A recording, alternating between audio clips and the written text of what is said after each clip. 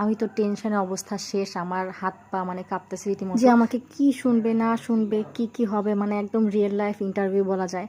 তো এখানে আম্মুকে বলছিলাম তুমি ঢোকো, আম্মু ঢুকে চলে গেছে, আমি আবার ব্যাক চলে আসছি, মানে আমি কেমনে ফেস করবো এমন একটা অবস্থা।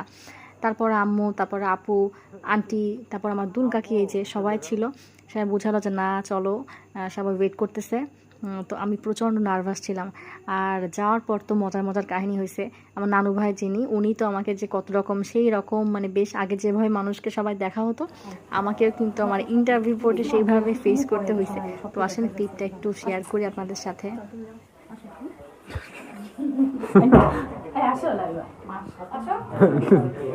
আম্মু একটু বেরো। যাচ্ছে না তো, ঘুরে যাচ্ছে তো, ঘুরে গেলে তো হবে না।